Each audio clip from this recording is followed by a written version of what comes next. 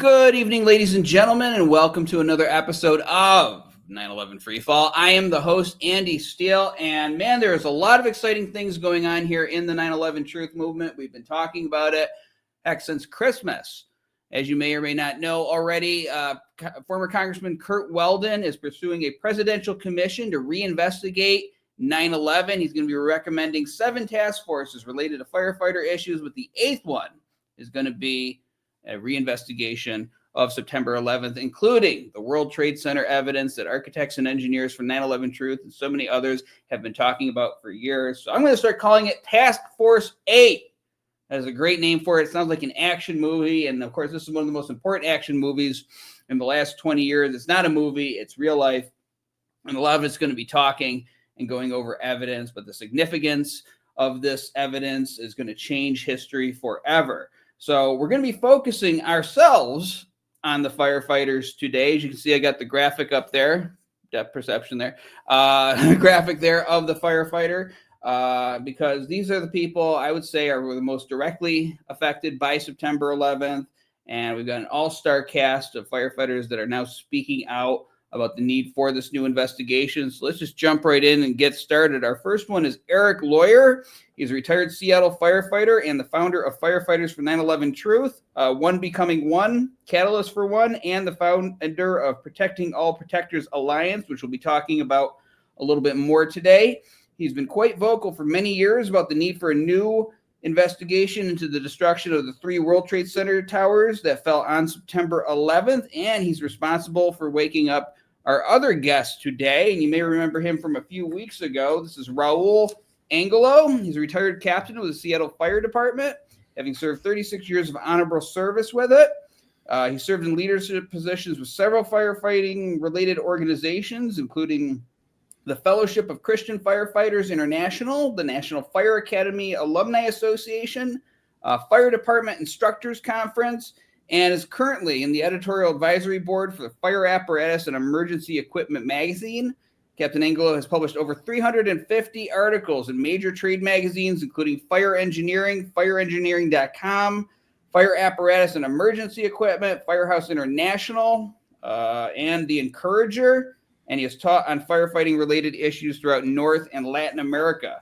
He also wrote a little article called "Did World Trade Center 7 Really Collapse Due to an Office Fuel Load?" which was published by the International Fire and Safety Journal, and which caught former Congressman Curt Weldon's attention. So, guys, thank you so much for coming back on 9/11 Freefall. Thank you, Andy. It's an honor to be here. And I'm excited to have Raul here, too. I'm very excited. I'm excited about everything that's going on. He woke me up again. Not only did he wake me up, he woke me up for this thing. Early in the morning. Dude, I'm retired now. Well, I'm adaptable. You know, that just means I get the first pot of coffee at the Circle K down the street. So I've gotten up at 4 in the morning for interviews and things like this. But no, this is fine. This is fine because this is so important what's happening right now, this effort taking place. The 9/11 Truth movement's very excited. Erik, I've had you on the show in the past, but that was back in the audio days, back when I sounded like I was on a Fisher-Price tape recorder. This video show is like the reboot of the show. So this is kind of like your first appearance. So remind our audience about your history in the 9/11 Truth movement and the organization that you founded, Firefighters for 9/11 Truth. Okay. Well, it started in end of 2007, beginning in 2008. I had a buddy that was a vice president of a major bank at the time come over to my house. And how would I say it? I went out to 9/11 in the weeks following to support how I could, attending funerals, supporting the guys that were there. I'm backing up. I was on a federal team. There's 2 different federal teams. And in Seattle, they sent our USAR team, it was called Urban Search and Rescue, and not the team I was on. So a lot of us went on our own dime just to get out there to help. So I got really angry with the people who orchestrated 9/11, you could say. I believe the official story, and anyone who questioned it, the question that might not be true, I would tell them to leave the country if you really believe that was possible. So I was the guy that really, even on my own lieutenant questioned it from day one. And I told him he was crazy, and I got really angry with him. So I had to eat a little humble pie, you could say. Fast forward 6, 7 years, a buddy comes over who I said was the vice president of a major bank. And he said, if I didn't know better, I would swear people are trying to destroy our economy. And I said, what are you talking about? And he said, I'm being ordered to do things that an Econ 101 student wouldn't do. And if we do them, our bank's going to be destroyed. And they did them. And so it was destroyed. And so that night when he said that, I was like, what the heck? And so I started researching money and money supply, who controls it. And everything, the documentaries and different things I looked at all kept pointing back to 9/11. There'd be clips from 9/11. I'm like, what? And because it wasn't being shoved down my throat, I could listen.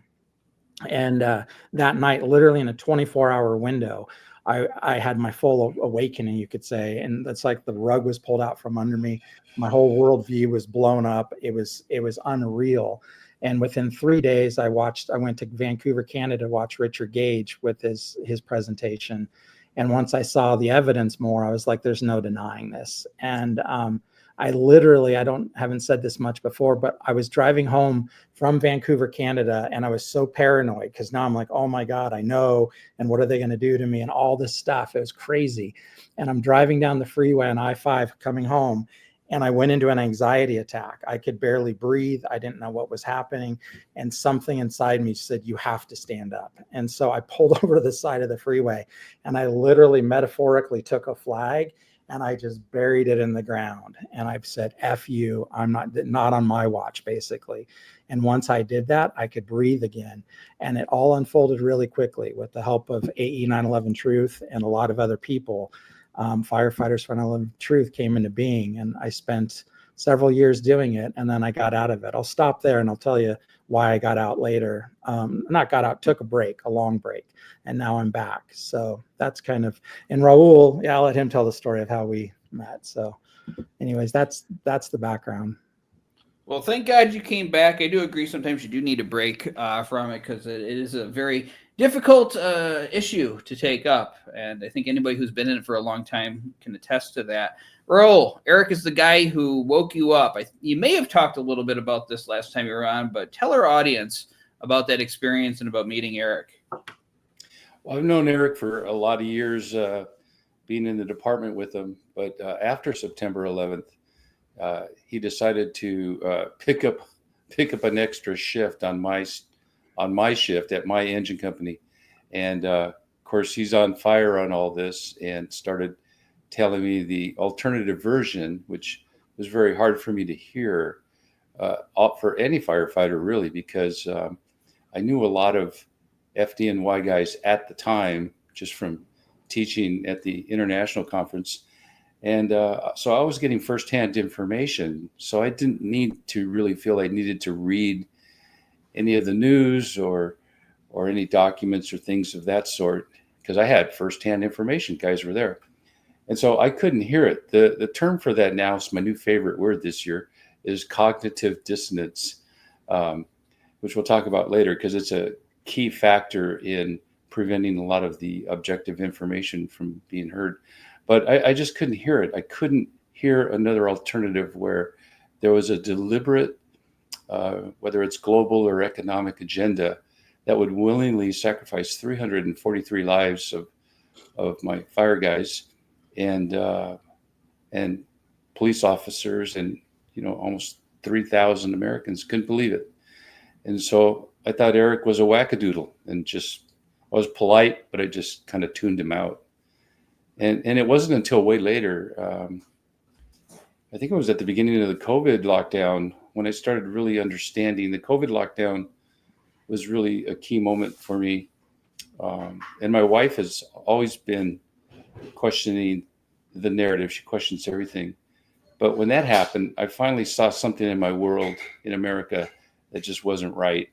And a lot of the things that Erik had said in the background, like, oh my gosh, he was right. And so I tracked him down. I didn't have his number. I had to find it and call people to get his number. And I called him to apologize. I said, Erik, I'm really sorry that I didn't listen to you. And, this was with all the controversy of the vaccines and everything. Of course, then he filled me in on that because he was certainly up on that. But I think it was really the COVID lockdown that that woke me up to say something is not right here. For a global shutdown in 2 weeks, even in the remotest part of the world, that they got the word with masks and this quarantine, to flatten the curve in 2 weeks. I knew that something wasn't right, and that's what started me on this. The other issue was I wrote a textbook, Engine Company Fireground Operations, the 4th edition, which is published by Jones and Bartlett in conjunction with NFPA. And the 3rd edition did not have a high-rise chapter in it. And so I wrote a high-rise chapter. It needed to be in there. But that book took about 5 years to write because I studied every other engine book out there. I didn't want to regurgitate the same old stuff.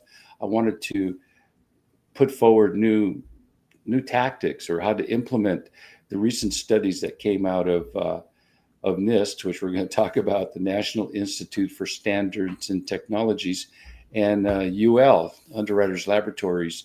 They had done a series of tests over about a year period to study and examine modern fuels, which we all have now. Basically, anything that's plastic or a synthetic material is called a modern fuel.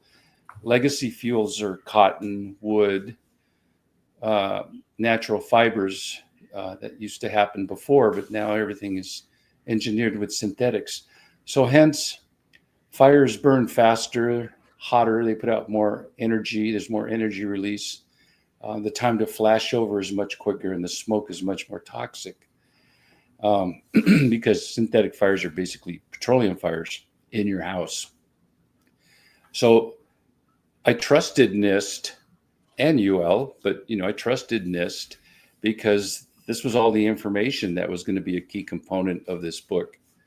So, and that's important to note because the trust factor, I was relying on information coming out of NIST to put forward this new information for firefighters in a textbook, not a opinion magazine piece. So anyway, in the high-rise chapter, I did my case studies, the First Interstate Bank, One Meridian Plaza, the Las Vegas fire, the MGM Grand, and such. But then I started getting contacted by members of PAPA, which is Protecting All Protectors Alliance, which Erik was a part of. And Erik challenged me as well. They asked me, well, why didn't I put in the World Trade Center, Building 7 specifically? It's funny because I think I did write in there that Tower 1 and 2, these were anomalies because of the planes, but I didn't put Building 7 in there. And they started asking me, well, why didn't I do that? Did you know this and did you know that? And I'm going, no. Did you read the NIST report on Building 7? No. Did you read the University of Alaska report, Fairbanks, by Dr. Leroy Helsry? I didn't even know there was one. No. And these questions here's the kicker. They said, well, did you know that there's never been a single type 1 construction, that's what we call high-rise buildings in our international fire code, or the fire codes that we use here in the United States, that there's never been a type 1 building ever that has collapsed due to fire, except Building 7. And I didn't know that fact. And so as I started doing the research, that's when I really started to go, okay, this is not adding up, because Building 7 wasn't hit by a plane and no firefighters were killed in that. So why aren't we studying what should be the most significant high-rise case study? You have a total collapse of a building due to fire, and we don't hear anything about it. And that was really the clincher. But the final clincher was when Erik challenged me, and he had done this before, I ignored him. He says, you need to see this documentary called Calling Out Bravo 7. And it was from this firefighter in England, in the UK. And so when I finally watched that documentary, which I urge all your listeners to see that if they have not, then that was it. Then the veil was totally lifted. I called Erik and said, okay, you're right, I'm in. And that started this new relationship with Erik. and the rest of the team. And I have been warned by a lot of, not say fire officials, but just top tier national leaders that teach on the circuit and other authors to stay away from these guys. You know, they're wackadoodles, they're nuts, they're conspiracy theorists. You've worked too hard to establish your reputation. You don't want to risk your reputation on these guys. But that video of 7, the more you watch it, the more you realize you're being lied to. And even with my professional colleagues advising me to stay away from it, I couldn't. And it didn't matter anymore. And so I was in both feet, and that's kind of the short version. Interesting to note that since the publication of that article in the International Fire and Safety Journal, a lot of those people who warned me to stay away from these wackadoodles have changed their opinion. And they're very open now to a reinvestigation and a review of all the material. Now they're telling me it was important work. They're glad I did it. It kind of shows you how fickle people are sometimes. Mm-hmm. But the last thing I'll end with right here in this segment is that the people that I've met in the PAPA organization, all of them, but including especially Paul Cayley from the UK, these are the most wonderful people. They're intelligent, they're smart, they're articulate, they're not crazies. Everything they're saying makes total sense. They're very rational questions. They're very well thought out questions. They want the truth. They're patriots. They're Americans. They understand that hiding the truth, it doesn't solve anything. They're not conspiracy theorists, and now I'm really glad to be a part of them. Especially Raul Angulo and Professor J. Leroy Halsey. I've spent a lot of time with these two men, and there's some of the smartest minds I know. And it's almost like if they think like that, I want to think like them too, because they get it. What they're saying just resonates to me so much, more so than any of the things that I've heard from some of my other colleagues. So there you go. That's kind of what brought me in. But it's the pursuit of truth. I want to write a book. I want my work to be relied upon. It needs to be reliable. It has to have integrity. It needs to have the truth, because when you write a textbook, you're telling the American Fire Service and any reader, this is how we're going to do it. This is how you should do it. And in essence, you're saving firefighter lives, and you're putting the best, most reliable, accurate information out there to save people's lives. So there you go. That's right. And I love what you said about people telling you originally, stay away from these guys. They're crazy. They're going to ruin your reputation. And now they've done a complete 180 and they're on your side. That is a lesson for the young people out there. If you got an idea, you got some kind of direction you want to go and it feels good to you, don't listen to the other people. I had people tell me that we shouldn't even have a podcast for 911 Truth in the beginning of this. Now here we are. This is a lesson in life. I mean, I'm 67 years old. And, if I look back over my span of life, there's so many naysayers out there that, you got to trust your gut. You got to trust your gut and follow the truth. And that always pays out. And the fickleness of people, even in the fire service, people change their opinions like the wind. And so anyway, yeah, it's just a lesson in how people are. It's the condition of humankind. Yeah, well, don't ever listen to the criticism of people you would never take advice from. That was the best quote I've ever heard, and I live by that. That's great. Yeah. So, Erik, the first time I ever saw you, I saw you speaking. I think it might have been at the San Francisco press conference. Don't quote me on it being the location. You can correct me if I'm wrong.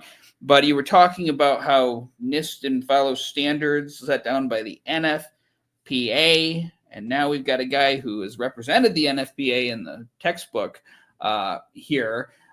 Just for newcomers to this movement, people who may have woken up during COVID, like Raul, talk a little bit about that whole affair. What did NIST do wrong in the aftermath of September 11th in regards to guidelines set down by the NFPA? Perfect. Yeah, thank you. And that was the San Francisco press conference. And how would I say this? For me, because I researched Richard's work and David Chandler and a lot of others, but I was like, what is it that firefighters can add to this? And so I kind of went deep and I talked to several of our fire investigators in Seattle, told them what, I was working on, and some are like not wanting to help and some did. And what I realized was it's the NFPA 921. So it's the national standards, and it's called the Fire and Explosion Guidebook. So basically, the way the NFPA works is it's not law, it's guidelines. So it's what's suggested. If departments don't follow the guidelines, they're more susceptible to lawsuits if something goes wrong. So the NFPA had written standards that show how to do a proper investigation. The irony to me is they're called NIST, the National Institute of Standards and Technologies, yet they refuse to follow the national standards. And these national standards, I'll give you just a few. They're like it's spoliation of evidence. So you're not allowed to destroy evidence. They destroyed the evidence. So that's a crime. It's a federal crime. It's a felony. It's a major crime.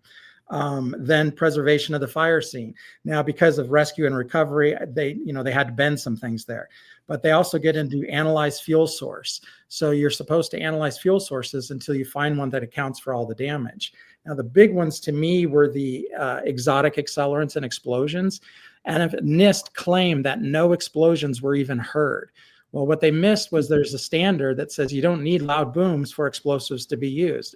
Thermite, they even mentioned thermite specifically.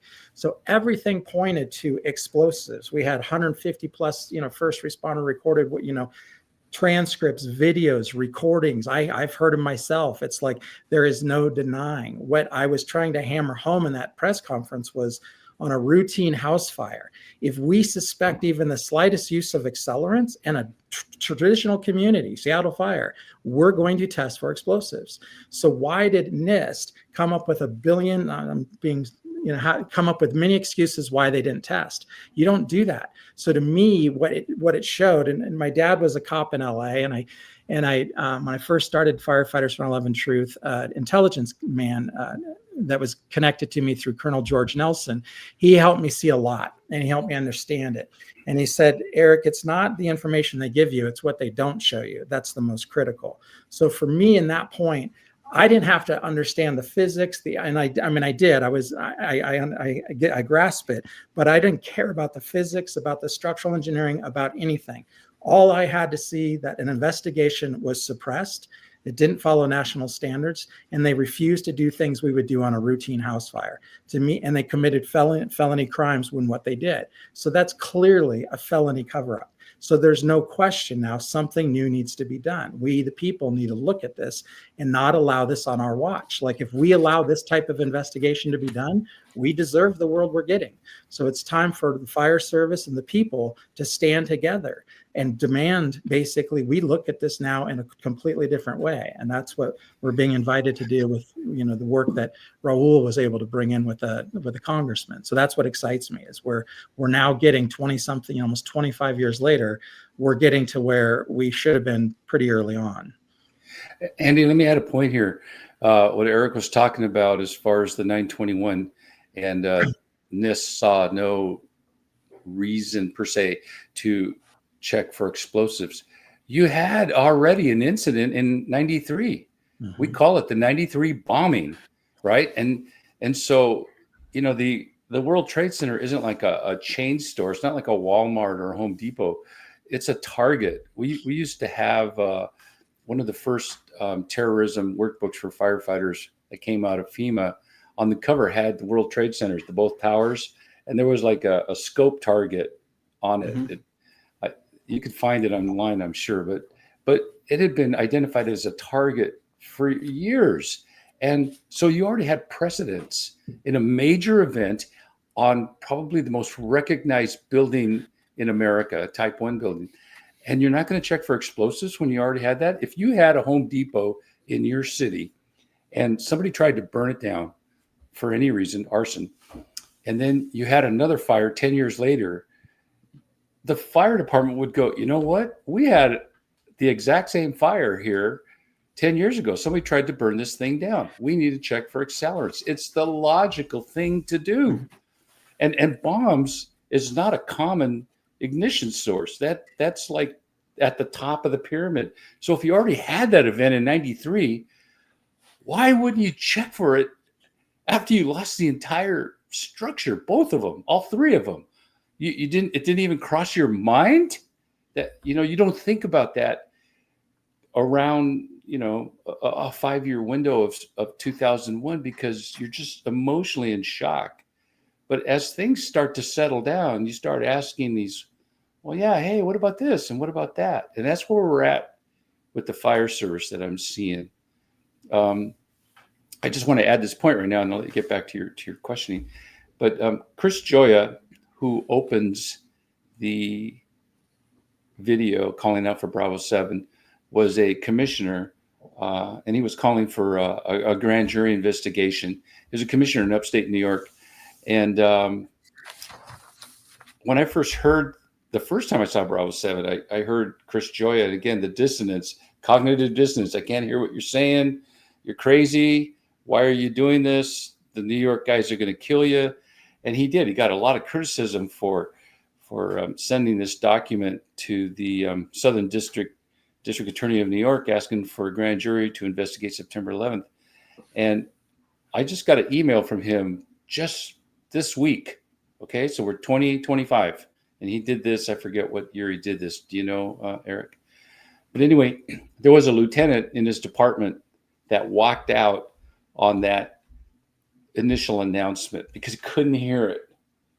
And now that we've gained the traction that we have, and this chance for a congressional presidential task force, that same lieutenant came back to Chris almost 25 years later and says, you know what, you're right. It's time to review all the information.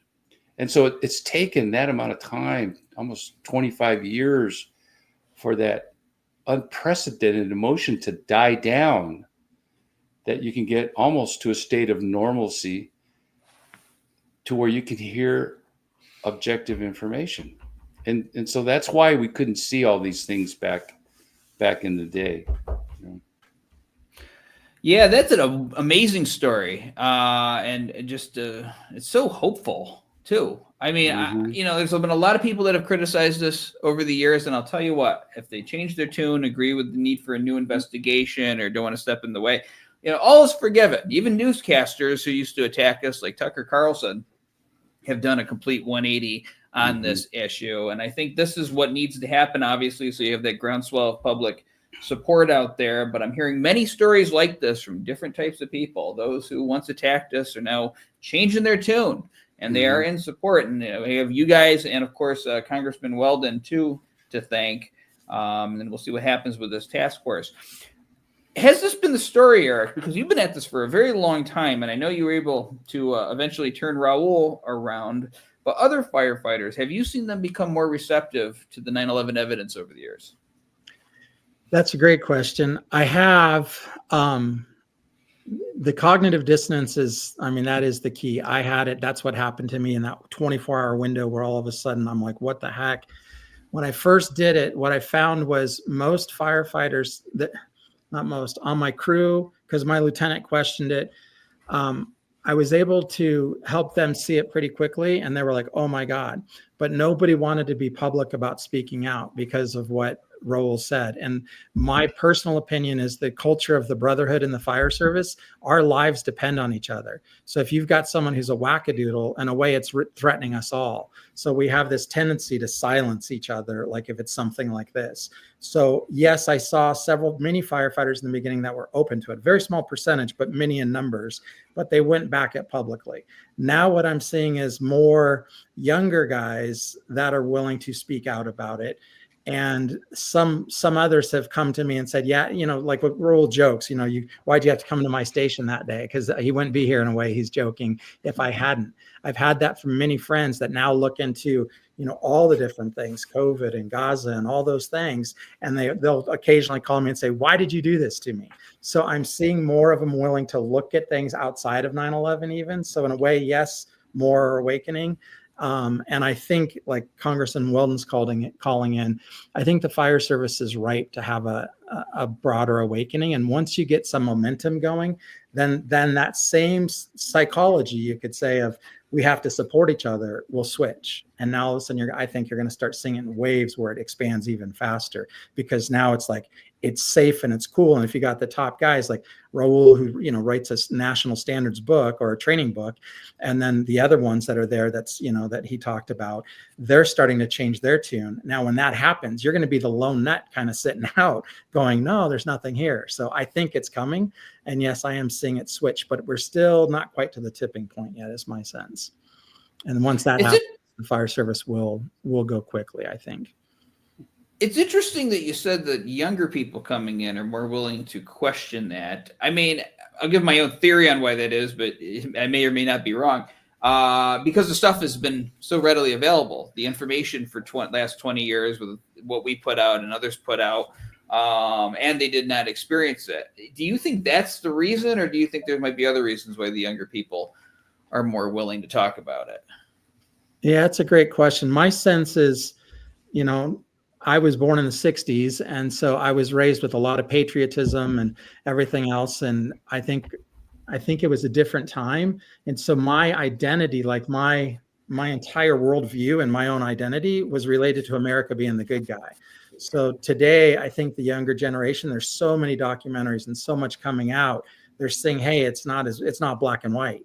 So their identity is not wrapped up in 9/11, where some of us older guys that were on duty, that were in service when that happened, that is our identity, because we were all not only impacted by the event, the 343, but then we were looked at as the heroes around the world. And it was like, to me, it was like survivor's guilt in a way that I had. Like, why am I getting all this attention? I didn't die there, have buddies that, I knew a couple of the guys that died, but it's like, it's like the old guys are tied up much more emotionally in it, is why I think it's. Well, and I think the social media is huge. I mean, I think even in September 11th, if you didn't have a DVR or a VCR, I forget what it is now, because you can record on cable, but I think back then you had to have a VCR to record what was going on. And if you didn't catch it at that moment, then you were subject to having it being replayed.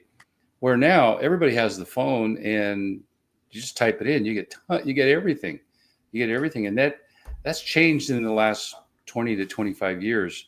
I think we talked about this just to bring it up.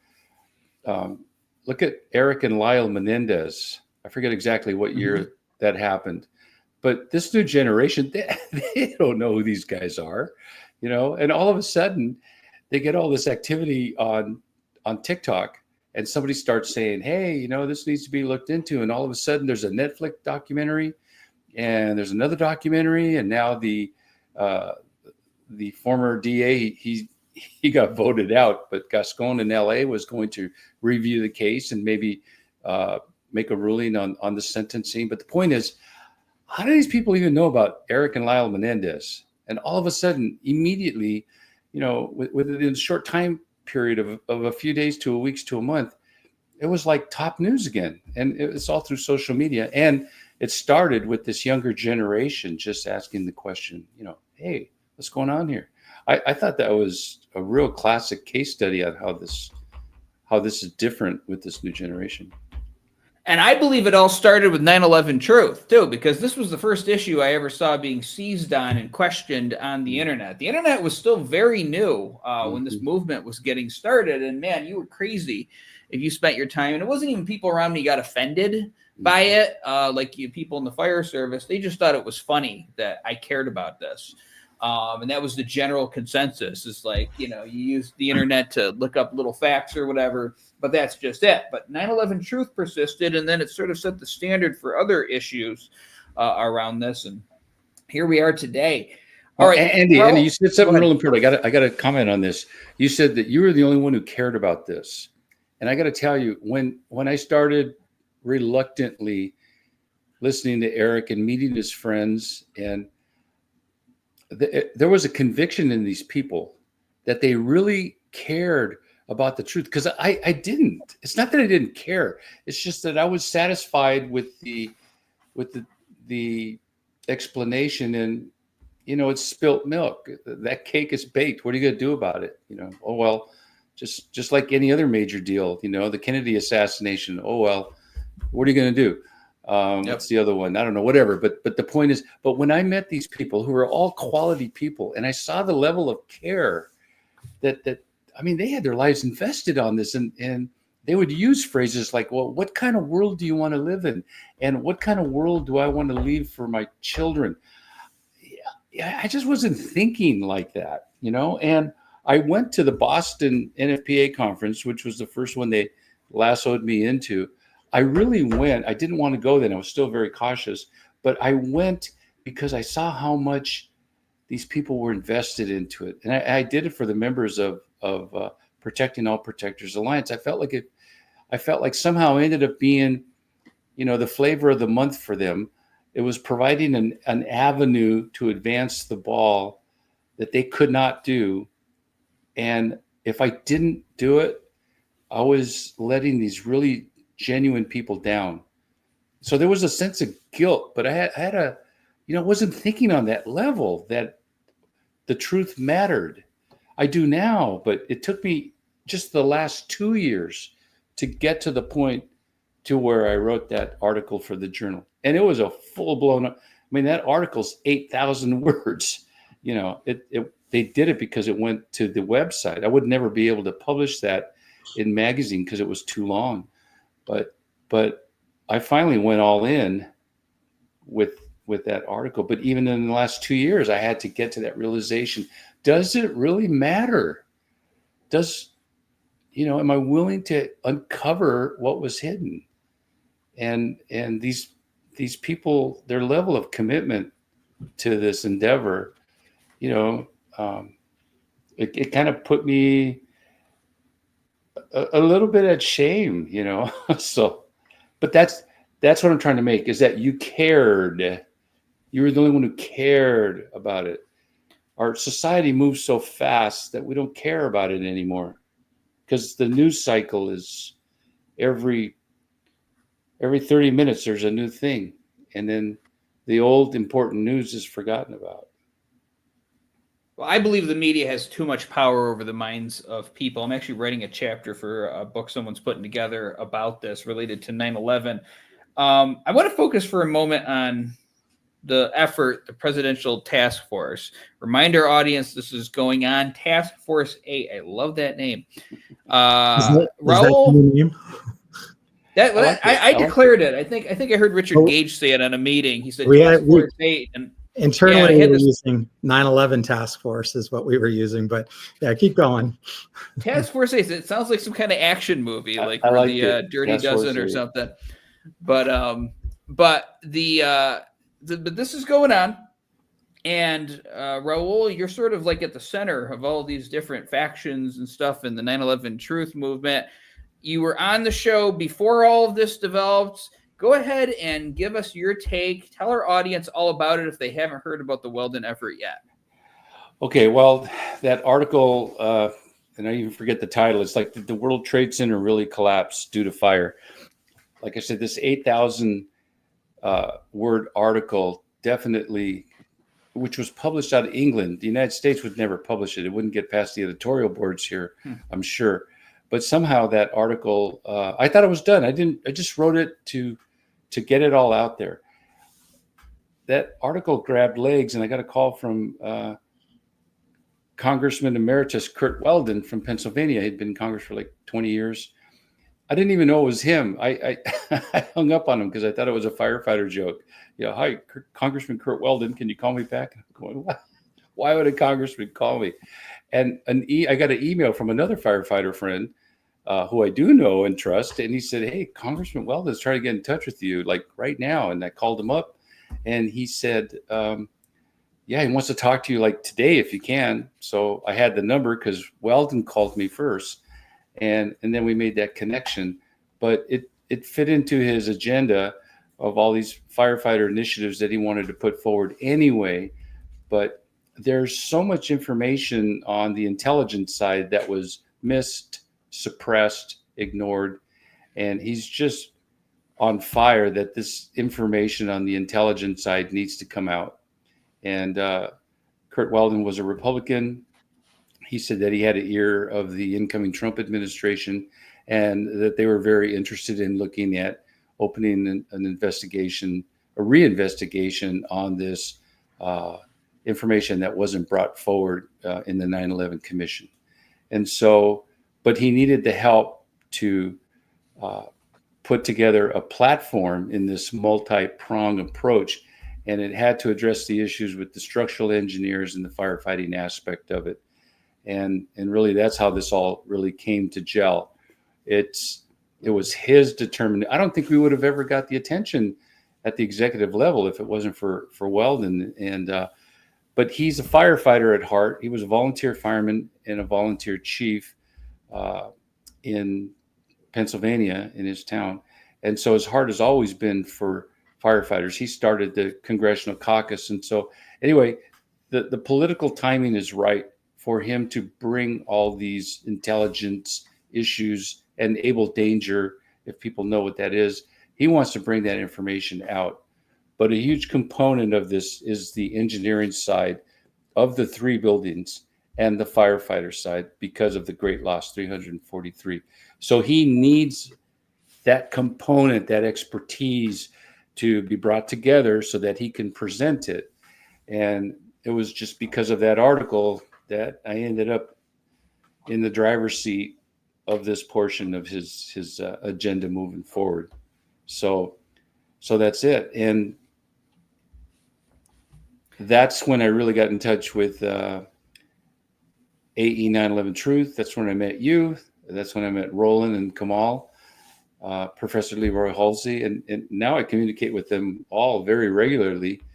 And they're like I said, they're just quality people. They're like the smartest people I've ever met.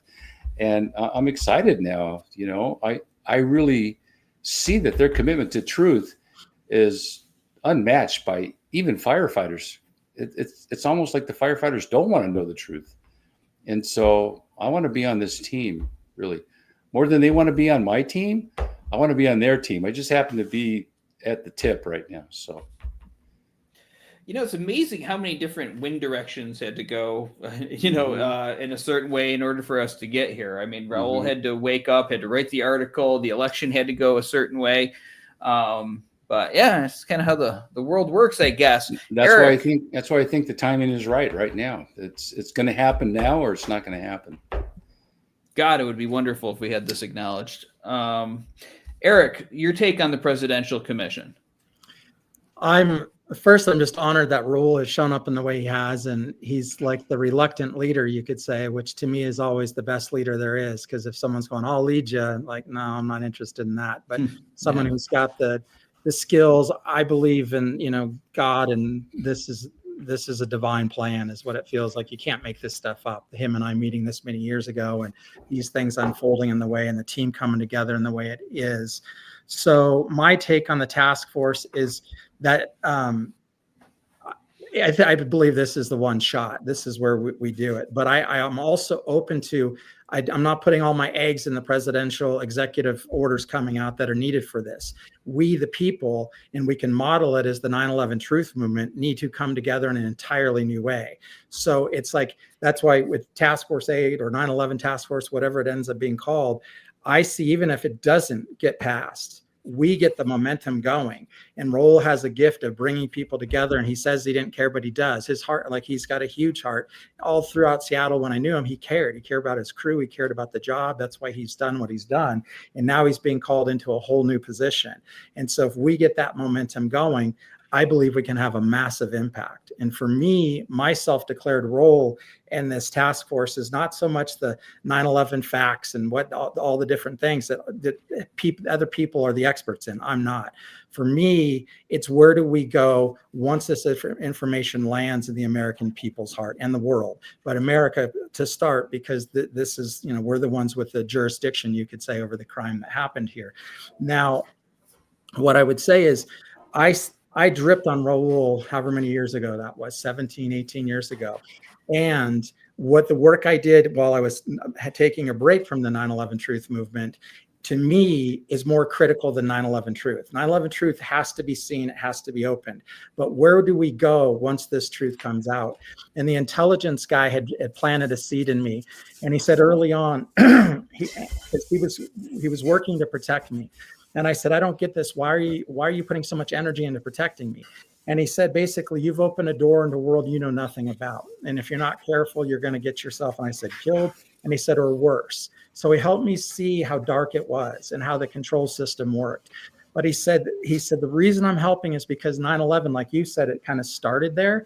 He believed the same thing. He's like, this has been going on way before 9/11, but 9/11's the first opportunity where the world together has seen a massive crime happen in front of them, and they've been told a big lie. So it is the one where we can wake up as we the people. And he said he believed firefighters would lead the way back then. This was in 2008 when we spent a lot of time together. And he said the reason why is because they're the most trusted occupation there is. And they were the most impacted on 9/11. So he said he planted a seed in me, and that's my role as I keep planting the seed. He said there's going to come a moment where the world does wake up to what's happened, and it's undeniable. And he said in that moment, a lot of people, they're programmed in the culture and consciousness we have, which is a war-centered consciousness. We want to fight. In our justice system is a great example. We have a punitive justice system, which is punishment.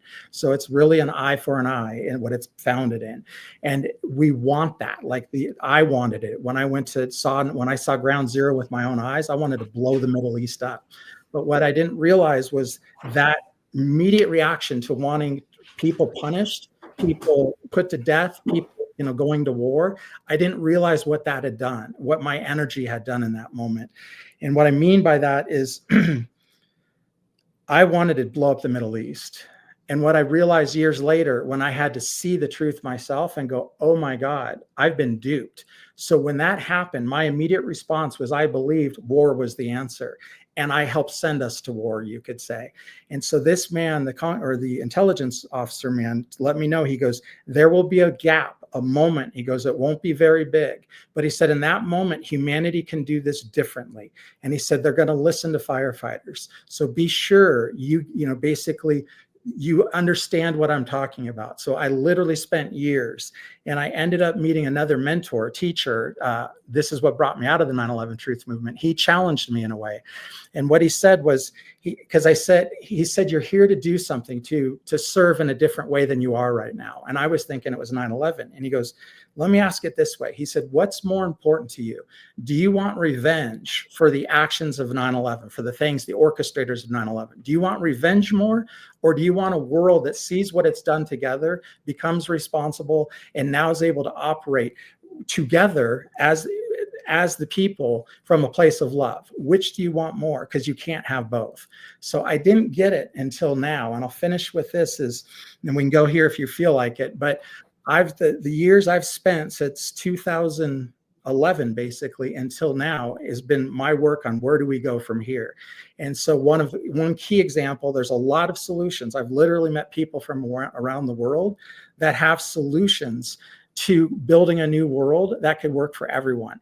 But the thing is, it's our consciousness that's keeping us there. We're in a trap where we want revenge, and we don't see that.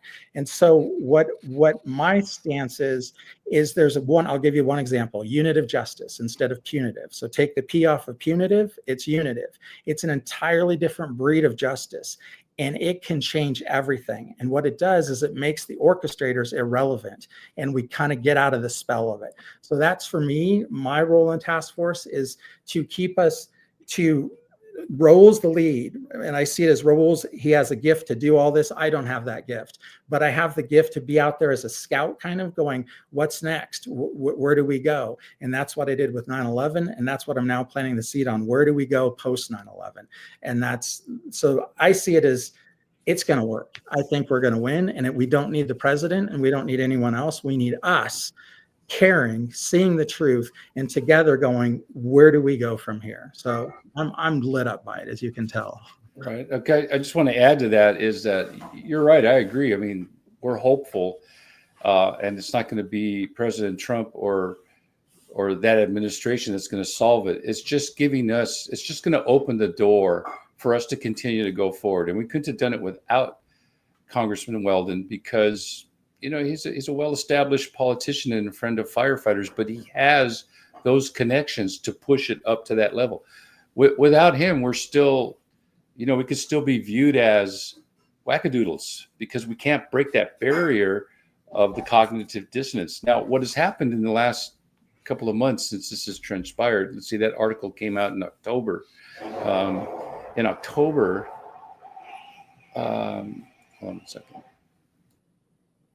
In October, Weldon starts coming on board, and we've had a few podcasts. He was on your show.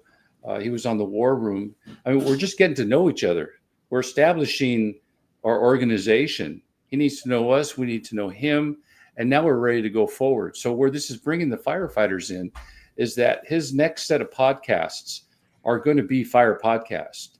There's already one chief that has a program, and I think he already did that. But I know for a fact, because I've already spoken to the vice president of Clarion, and who's in charge of fire engineering, he's very well aware. Weldon has already contacted him, but he wants to wait for this traction, for this thing to really get traction before he opens up all the avenues to fire engineering. He's willing to do that. He just wants to wait and see, is this really going to happen or not going to happen? But we're right there now. Weldon's next set of podcasts are going to be from the fire service that have podcasts. So this is about ready to break.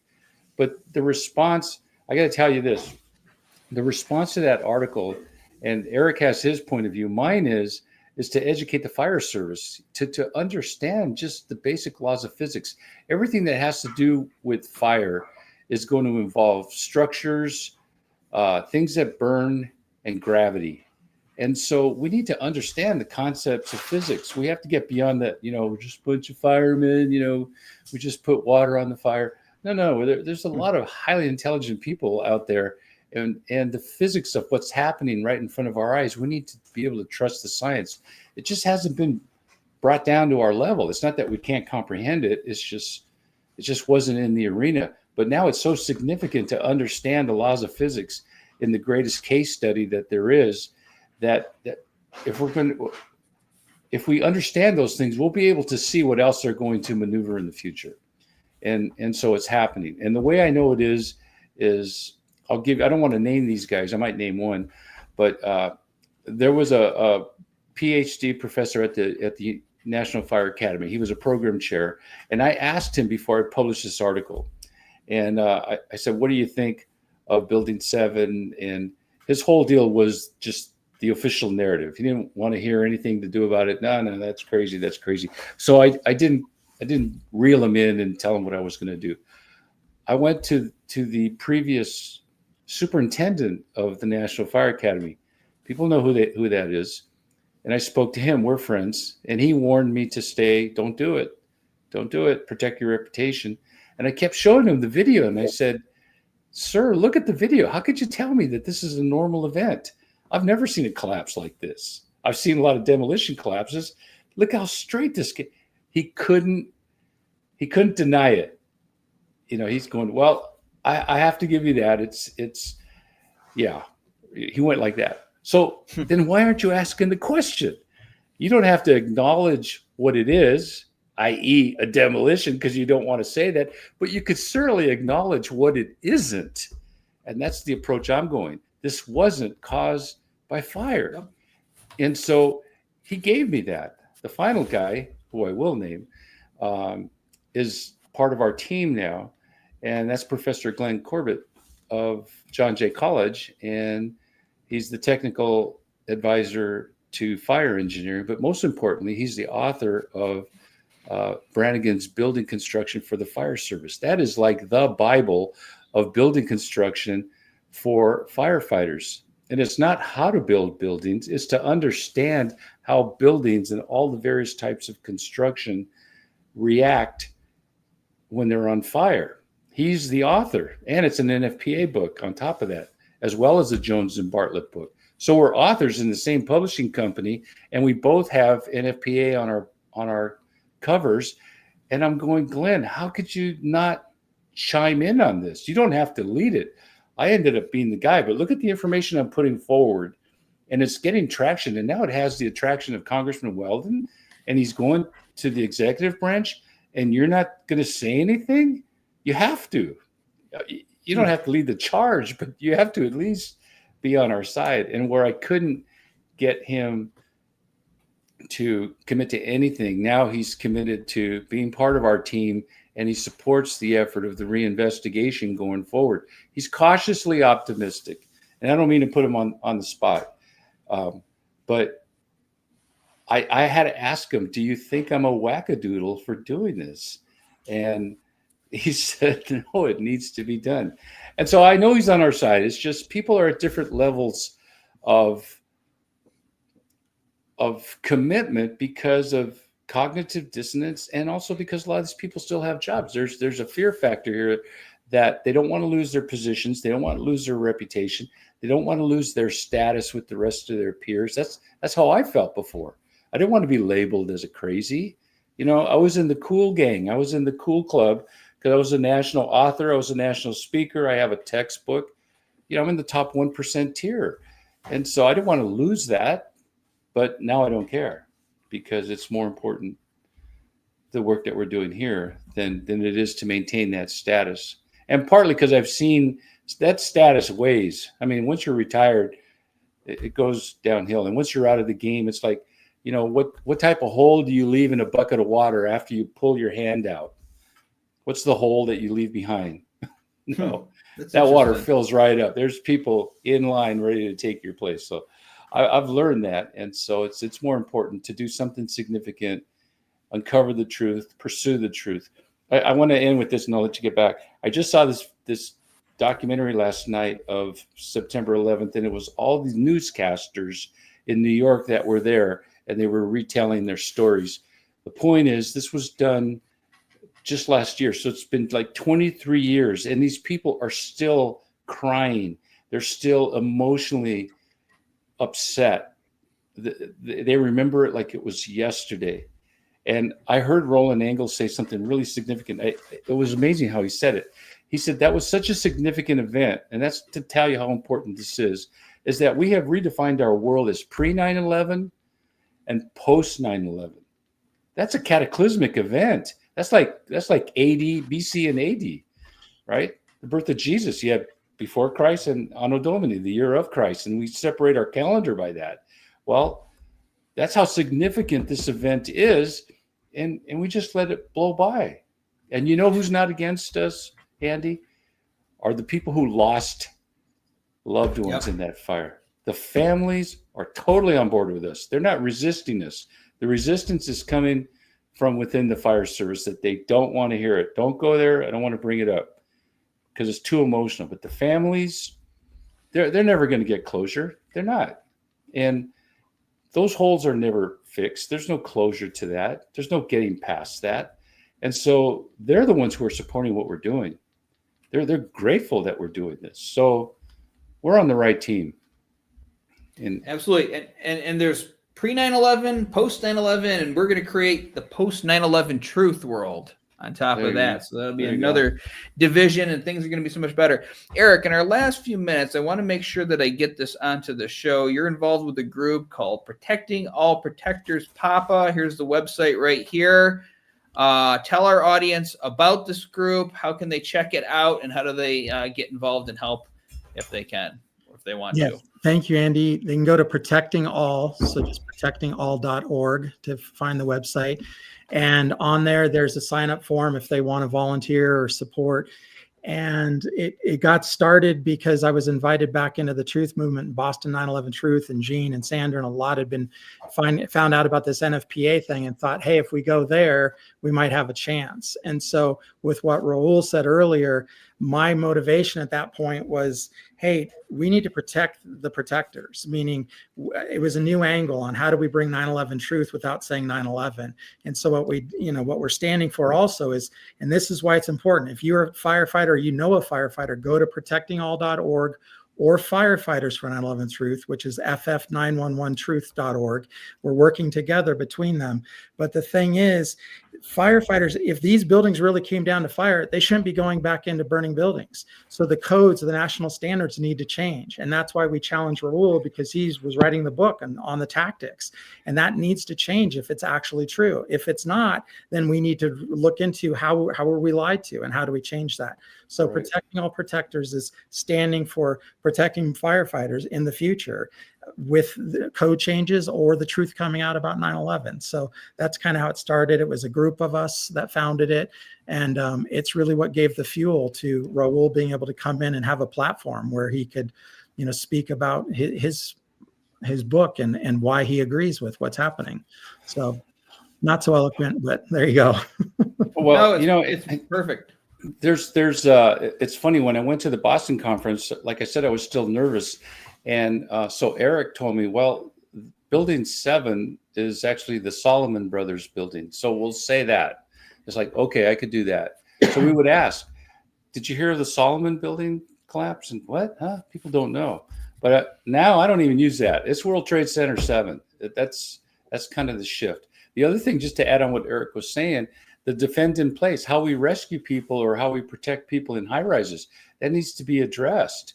If defend in place is relying on the integrity of the structure, that we would move people like maybe 10 floors in a high rise below the fire floor and they'll be safe. We don't have to evacuate the entire building. Some buildings have thousands of occupants, and that's not the best move. It's time consuming, it's chaotic, and it interferes with firefighter operations. But if this is the case and buildings are going to come down, then we can't defend in place. Now I want to just throw this in because it's really critical, and why it needs to be done now with the fire service is that my professional colleagues, there's been now 4 textbooks out there that have had revisions addressing the collapse of Building 7. Right now, these are textbooks, not articles, and they're saying that buildings don't normally collapse, high-rise buildings under fire, except for this wild card, Building 7. The problem with that is that they don't put any other information, like how do we know when it's going to collapse? What are the criteria to recognize the indicators that were present at Building 7? They don't address those. They just say, look out, watch out. The main thing is that they are citing NIST as the sole source for them changing their position 180 degrees. And now it's in textbooks. Well, no, I think we're right. I don't think we need to change anything because the NIST report is wrong. And that's why the University of Alaska Fairbanks report, that is a foundation of us going forward. Now we have another scientific accredited study in the same manner that NIST provided their information, the same computer modeling. And we have to review those, expose those, and we have to make a decision. Who's right? UAF or NIST? They both can't be right, but they make significant changes in the fire service going forward. Absolutely, guys. I want to thank you for everything that you are doing, and getting the firefighters involved is so key to this entire effort. And by the way, not to beat a dead horse with this, but this is another reason I like Task Force A, because the final epilogue, the final act of 9/11 was Building 7 falling. What comes after 7? Task Force 8. There you go.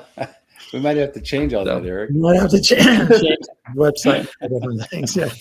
Whatever you want to call it, it's a good thing. So guys, thank you so much for coming on today and for everything you're doing. And thank you, Andy. Thanks, is Andy. Great. Thanks for helping get all these voices heard. Hit